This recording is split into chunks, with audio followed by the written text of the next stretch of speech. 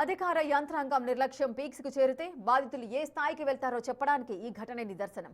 విజయవాడ ఎన్టీఆర్ జిల్లా కలెక్టరేట్ లో నిన్న ఒక్కసారిగా కలకలం రేగింది.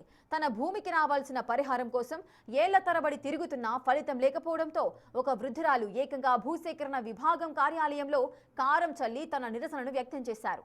జాతీయ రహదారి విస్తరణలో భూమి కోల్పోయి పరిహారం అందక కార్యాలయాల చుట్టూ కాళ్లరిగేలా తిరిగినా అధికారులు పట్టించుకోకపోవడంతో ఆమె అలా చేయాల్సి వచ్చింది.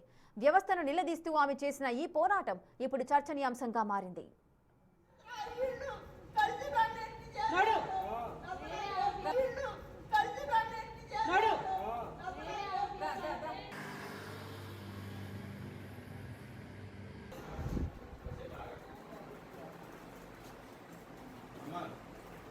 ఇది 431 సర్వే నెంబర్లో నేషనల్ హైవేస్ వాళ్ళు డైరెక్ట్గా అవార్డు పాస్ చేశారు 2003.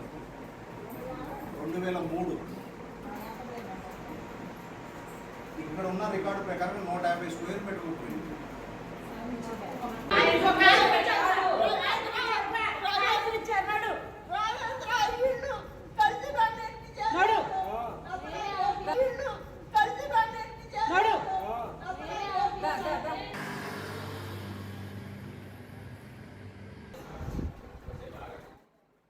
ఒకటా రెండా ఏకంగా 2 దశాబ్దాల నిరీక్షణ. న్యాయం కోసం కాళ్లరిగేలా తిరిగినా ఫలితం లేకపోతే ఓ సామాన్య వృద్ధురాలు ఏం చేస్తుంది? 2003లో తన భూమిని రోడ్డు విస్తరణ తీసుకుని ఇప్పటికీ పరిహారం చెల్లించలేదని అనసాగరానికి చెందిన లక్ష్మి తులసి వాపోయింది. ఎన్నిసార్లు ప్రభుత్వ ఆఫీసుల చుట్టూ తిరిగినా తమకు సంబంధం లేదంటూ అధికారులు చెప్పడంతో విసిగిపోయింది. ఇక చేసేది లేక అధికారులకు ఎలాగైనా బుద్ధి చెప్పాలనుకుంది ఆ బాధితురాలు. అనుకునేదే తడవుగా కేజీ కారం తీసుకుని వెళ్లి అధికారుల మీద జల్లింది. తను చేసిన పని తప్పని తెలిసినా అధికారులకు బుద్ధి చెప్పాలనే ఇలా చేశానంటుంది ఆ వృద్ధురాలు. దీనిపై మరింత సమాచారం మా ప్రతినిధి రాజేష్ అందిస్తారు. ఎన్టీఆర్ జిల్లా కలెక్టర్ కార్యాలయంలో నిన్న ఒక వృద్ధ మహిళ, దాదాపు 65 సంవత్సరాల ఒక మహిళ అక్కడ ఉన్నటువంటి అధికారుల మీద కారం చల్లడం పెద్ద సంచలనంగా మారింది. అనేక సందర్భాల్లో తనకు సంబంధించినటువంటి సమస్య పరిష్కారం కాకపోవడంతోనే ఆమె విసుగు చెంది అక్కడ ఉన్నటువంటి భూసేకరణ కార్యాలయంలో ఉన్నటువంటి అధికారుల మీద కారం చల్లింది. ప్రస్తుతం నందిగామ ఆమె ఉండే ప్రాంతానికి మనం వచ్చాము. ఎందుకు ఆమె కారం చల్లాల్సి వచ్చింది, ఎన్నిసార్లు ఆ కార్యాలయాల చుట్టూ ఆమె విసిగిపోయింది, ఏ సమస్య కారణంగా ఆమె ఆ విధంగా కారం చల్లాల్సి వచ్చిందో తెలుసుకుందాం. ప్రస్తుతం ఆమె ఇంట్లో ఉన్నారు. ఆమెతో మాట్లాడించి అసలు ఏం జరిగింది, ఎందుకు ఆమె ఆ స్థాయిలో కారం చల్లే పరిస్థితి వచ్చిందో మాట్లాడి తెలుసుకుందాం. ఒకసారి లోపలికి వెళ్దామండి. ప్రస్తుతం మనం నందిగామలోని అనాసాగరం వద్ద వచ్చాము. ఇక్కడే ఆమె ఉంటారు. ఇక్కడి నుంచే నిన్న ఎన్టీఆర్ జిల్లా విజయవాడ వచ్చి కలెక్టర్ కార్యాలయంలో కారం చల్లారు. ప్రస్తుతం ఆ మహిళ పెద్దావిడ ఆమె మల్లెంపూడి లక్ష్మీ తులసి, 65 సంవత్సరాలు.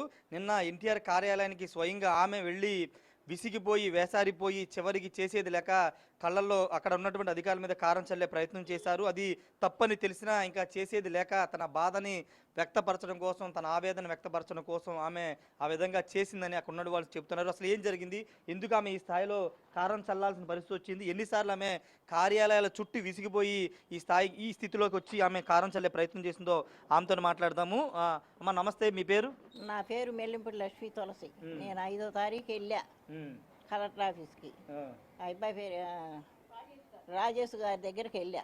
ఏంటయ్యా నా డబ్బులు పట్టలేదు, నాకు 4 సెంట్లే ఉంటుంది, నాకు 4 సెంట్లున్నర పోతే ఇంకా 4 సెంట్లు ఉంటుంది, నాకు డబ్బులు పడలా.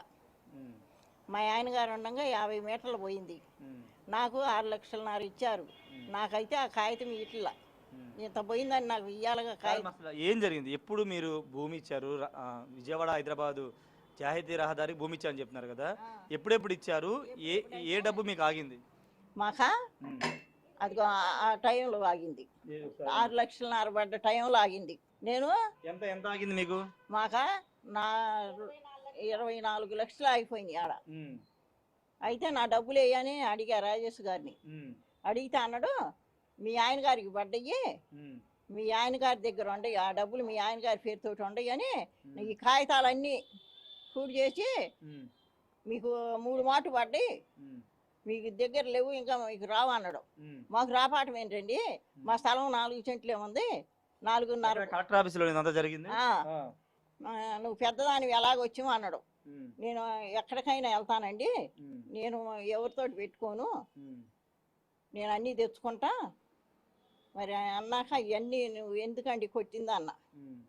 డబ్బులు రావంటున్నావు, మీకు 3 సార్లు పడ్డాయి మీ ఆయన పేరుతోటి అన్నాడు. 3 సార్లు పడలా, మాకు 7,500 పడ్డాయి మా ఆయన గారు ఉండగా. నా దగ్గర కాగితం ఉంది. మరి నాకు 6,00,000 పడ్డాయి, నా దగ్గర కాగితం ఉంది. అది నా దగ్గర నాకు 2 సెంట్లో పావుకు రావాలి డబ్బులు. 24 లక్షలు నా ఆగిపోయినాయి.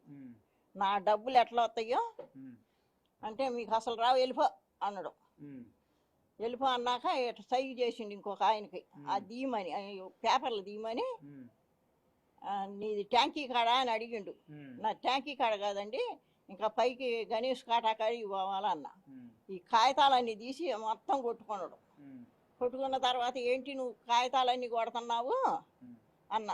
మీకు రావమ్మా, అదిగో మేలు వస్తుంది చూడు దాంట్లో, మరి మీ ఆయన గారికే పడ్డాయి అయ్యి.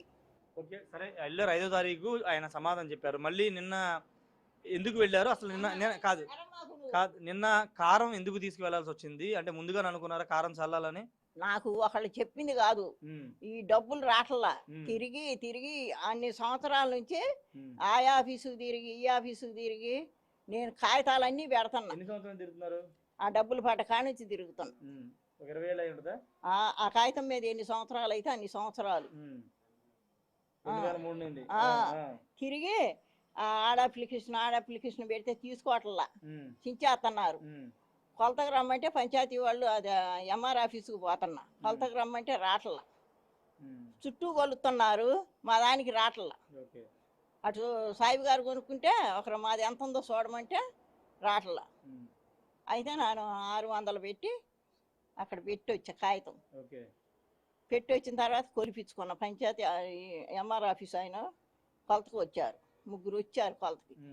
మరి మీది 4 సెంట్లు ఏముంది లేదన్నారు. రవి గారు ఫోన్ చేసిండు వాళ్ళకి. ఫోన్ చేస్తే కారం తీసుకెళ్ళింది ఎవరి మీద చల్లని తీసుకెళ్ళారు? నేనా రాజేంద్ర మీద, అబ్బాయి పేరు రాజేష్ మీద చల్లాలనే పోయా. డబ్బులు వాళ్ళ దగ్గర వీళ్ళ 3కే తెలుసు. వెంకటనరసయ్య గారికి ఆ డబ్బులు, రాజేష్కి, రవీంద్రకి, ఆ సురేష్కి, నందిగామ సురేష్, చౌటా సురేష్, వీళ్ళ 4 దగ్గరే ఉంది గ్యామ్లింగ్. నాకు అప్పటి నుంచి నేను తిరుగుతుంటే నా మీద లెక్క చేయట్లేదు. నన్ను ఎక్కడికి వెళ్ళినా కూడా నన్ను లెక్క చేయట్లేదు. ఇప్పుడు కారం చల్లితే దారిలోకి వస్తారని కారం తీసుకెళ్ళారు. దారిలోకి వస్తారు, ఈ కారం తీసకపోతే నేనే ఆడ తిరిగాని 200 పెట్టి ఆటో ఎక్కిపోయా. మొన్న 50 రూపాయలు ఛార్జీ అయితే 200 పెట్టి నేను ఆఫీస్కి అడిగిపోయా. ఇంకో 200 పెట్టి ఇంకో ఆఫీస్కి అడిగిపోయా. ఈ డబ్బులన్నీ అయిపోయినాయి, ఇంకా ఇవన్నీ లాక్ రావాలని వాడు అన్నీ కొట్టుకున్నాడు. కాగితాలు కొట్టుకునేటప్పటికి నాకు అనుమానం వచ్చి వాడి మీద వెళ్తే మొత్తం బయటకు వస్తుందని నేను కొట్టిన మాట నిజమే. నేను కేజీ కారం తీసకపోయా, కేజీ తీసకపోయా. నేనా నందిగా అనాసారంలో అమ్ముతారు. మా అమ్మాయి వాళ్ళకి కూడా తెలవదు నేను పోయిన సంగతి, ఎవ్వరికి తెలవదు. ఆంజనేయ స్వామి గుడిలో కొబ్బరికాయ కొట్టుకున్నా, వెళ్ళిపోయా, చల్లి వచ్చా. అసలు మా పొలం ఎంత ఉంది తెలవట్లే. 8 సెంట్లున్నర ఉండాల. మాది 3 తరాల నాడు ఆస్తి అది. మా అత్త మామగారిది అది. కాదమ్మా, సరే మీరు నిన్న కారం చల్లారు, ఏమన్నా మీ సమస్య పరిష్కారం అయిందా? ఏం చెప్పారు వాళ్ళు? వాళ్ళు ఏం చెబుతారు, పోలీసు వాళ్ళని తీసుకొచ్చారు, నేను కొడతానన్నారు, స్టేషన్లో కూర్చోబెడతానన్నారు. కూర్చోబెట్టు అన్న, నువ్వు ఆడికి దేశపోయినా నేను కలెక్టర్ గారు వచ్చిందాక నేను ఎక్కడే కూర్చుంటా, నాది పరిష్కారం అయిందాక ఎక్కడే కూర్చుంటా అన్న. ఒక 4 ఆడ పోలీసు వాళ్ళని తీసుకొచ్చారు, 4 మగ పోలీసు వాళ్ళని తీసుకొచ్చారు. కొట్టండి అంటున్నారు, ఒక కర్ర తీసుకున్నారు. ఆడ కొట్టు మరి ఒంటి మీద 70 నీ పని చెబుతానన్న ఆఫీసులో. కారం కొట్టిన కాడి దేశపోయాను. నన్ను దేశపోతే కొట్టు, నీ పని ఎట్టుంటుందో కొట్టు, నన్ను ఒక 70 అన్న. అంటే నువ్వు ఒక్కదాని వచ్చి ఇచ్చేద్దామని వచ్చివా, నీ అమ్మటి 100 మంది రావాలి ఈ పరిష్కారానికి అంటే 100 మందిని తీసుకొచ్చి నేను ఇరికిచ్చానా అన్న. పోలీసు ఆయన 100 మందిని తీసుకొచ్చి ఇక్కడ జైల్లో పెట్టించానా, నేను ఒక్కదాన్ని నా ఆస్తికి నేనే కర్తని నేను నాదేందో నేను చూసుకోవాలని నేనే వచ్చా. ఎవరికి చెప్పలే, మా ఇంటి దగ్గర కూడా చెప్పలే. నా పరిష్కారం ఏంటో తేలుద్దని నేను వచ్చా. సరే కరెక్టే, మీ బాధ ఆవేదన అంతా అర్థం అవుతుంది, కానీ అలా కారం చల్లడం తప్పు, అధికారుల మీద కారం చల్లడం తప్పు అని తెలియదా మీకు? నాకు తెలిసేదల్లా అది. నాకు తెలుసు. కాగితాల మీద అగ్గిపొల్ల గీతే జనం అందరు ఆగమైపోతారు. పెట్రోల్ పోతే మనుషులు చస్తారు. ఈ కారం పోతే దారికి వస్తుంది అని చల్లిన మాట నిజమే. అందుకని వాళ్ళకి తలితే ఆ మంట ఏందో, ఆ తిరుగుడు ఏందో, ఆ జాబ్ పోతే వాడి జాబ్ పోతే, రాజు జాబ్ పోతే నా కాడికి ఎక్కువ అనబగియాలని నేను జల్లి వచ్చా. మరి ఇప్పుడు ఏంటి మీ సమస్య పరిష్కారం అవుతుంది అనుకుంటున్నారా కారం చల్లడం వల్ల? అయింది. అయిద్దా? కలెక్టర్ గారు ఏమైనా మాట్లాడారా? నాకా నేను నిన్న వెళ్ళలేకపోయా. మా అక్కడ కొలతలకు వచ్చే కాడ మా అమ్మాయి మాట్లాడింది. నాది 3 తరాల ఆస్తి, ఎక్కడికి పోద్ది నా ఆస్తి, మా ఆయన గారు ఇచ్చానంటున్నావు అని రాజేష్ గారి మీద పోట్లాడా. ఆ కాగితాలన్నీ కొట్టుకున్నాడు. నీకు లేదు వెళ్ళిపో అంటున్నాడు అక్కడికి వెళ్తే. మరి రెవెన్యూ అధికారులేమో 3 విడతలుగా 2003, 2010, 2021 మీరు ఇచ్చిన భూమికి డబ్బులు చెల్లించేసామని చెప్తున్నారు వాళ్ళు. లేవు మా దాంట్లో బళ్ళ ఇదంతా అందరికి తెలుసు. పంచాయతీ ఎంఆర్ ఆఫీసులో కొలతల వాళ్ళందరికీ ఏడుండదు కూడా తెలుసు ఆ డబ్బులు. ఎక్కడ 24 లక్షలు మీకు రాకుండా అడ్డుకుంటున్నారు. అడ్డుకున్నారు. 24 లక్షలు రావాలా, 2 సెంట్లు బాగు రావాలి నాకు. మళ్ళీ ఇంకా ఎలాగే ఫైట్ చేస్తారు మీరు ఒకళ్ళే? చేస్తా. అది ఆ డబ్బులు కనుక రాకపోతే అక్కడ అగ్గిపూల గీయను, కారం మీద చల్లుతాం. మళ్ళీ 4 కిలోలు లేసం మనుషుల మీద చల్లితే అదే వస్తుంది. అగ్గిపూల గీసాను అనుకో మనుషులను చంపాల్సి వస్తుంది, ఇబ్బంది పడతారు. కిరసనాలు డీజిల్ భోజులు పోసినా మనుషులు చచ్చిపోకూడదు. మడిచి ప్రాణం నిలబట్టాలని నేను కారం పోసా. అది లక్ష్మీ తులసి గారు చెప్పేది. ముందస్తుగానే అనుకున్నాను, అనేక సందర్భాల్లో చాలాసార్లు తిరిగి, అంటే దాదాపు 2003లో ఇచ్చిన భూమికి ఇంకా డబ్బు చెల్లించట్లేదు. ఆ కారణంగానే అన్ని కార్యాలయాలు తిరిగి తిరిగి అలసిపోయి ఇక్కడే నందిగామల అనాసాగరంలో కేజీ కారం ప్యాకెట్ కొని తీసుకుని వెళ్ళి రాజేష్ అనే అధికారి మీద చల్లడానికి తీసుకెళ్లాను. చల్లానని చెప్తూ ఉన్నారు. మళ్ళీ చల్లుతాను అవసరమైతే తన సమస్య పరిష్కారం కాకపోతని లక్ష్మీ తులసి గారు చెప్తున్నారు. ఎందుకంటే మిగతా వాళ్ళగా అగ్గిపెట్టి వెలిగించడం, పెట్రోల్ పోయడం నేను చేయలేను, నా సమస్య పరిష్కారం కావాలని, నా బాధ తెలియాలని ఇదంతా చేశాను, తప్పని తెలిసినా తాను చేశానని లక్ష్మీ తులసి చెప్తున్నారు. జనరల్గా విసిగిపోయిన తర్వాత అంటే ఇక చివరిగా అవకాశం లేని సందర్భంలో ఇలాంటివి చేస్తుంటారు.